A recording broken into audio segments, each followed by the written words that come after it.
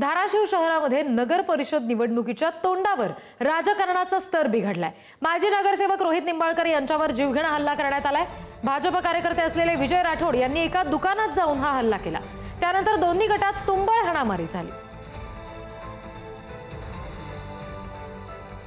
हे दृश्य आपण बघतोय। भाजप कार्यकर्ते विजय राठोड यांनी हा हल्ला केला। माजी नगरसेवक रोहित निंबाळकर यांच्यावर हा जीवघेणा हल्ला करण्यात आला। धाराशिव मधली ही घटना आहे। एका माजी नगरसेवकावर जीवघेणा हल्ला झाला। त्याचं हे सीसीटीव्ही फुटेज आपण बघतोय। भाजप कार्यकर्ते विजय राठोड यांनी हा हल्ला केला।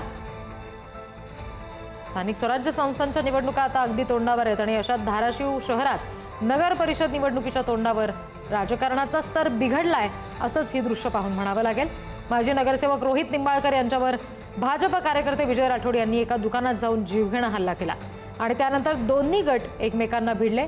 दोन्ही गटात तुंबळ हाणामारी झाली।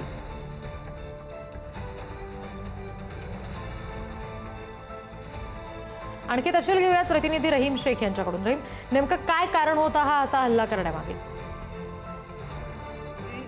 काल संध्याकाळी ही घटना घडली असून याचे सीसीटीव्ही फुटेज समाज माध्यमावर व्हायरल झाल्यानंतर हा प्रकार समोर आलेला आहे। माजी नगरसेवक रोहित निंबाळकर हे एका दुकानी बसले असता त्यांच्यावर हा जीवघेणा हल्ला झालेला आहे।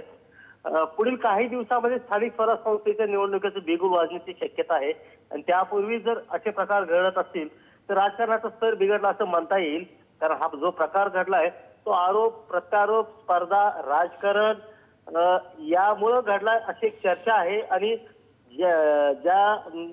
ज्यांनी हा हल्ला केलाय त्याची सखोल चौकशी करण्यात यावी। त्यामागे कोण आहे, कोणी षडयंत्र रचलंय अशी मागणी माजी नगरसेवक रोहित निंबाळकर यांनी केलेली आहे आणि यानंतर दोन गटामध्ये तुंबळ हाणामारी झाल्याचं पाहायला मिळतंय। रिद्धी जी, धन्यवाद सगळ्या माहितीसाठी रहीम।